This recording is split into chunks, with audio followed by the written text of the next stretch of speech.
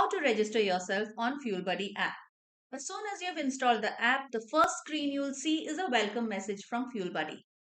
Enter your phone number in the designated field. Once you've entered your phone number, click on Send OTP. OTP stands for one time password. The OTP will be sent to your phone number for verification purposes. You will only see the screen if you have entered the OTP multiple number of times. This is a security measure to prevent spam logins. Once you've received the OTP, enter it. The first thing you need to do is turn on the location permission.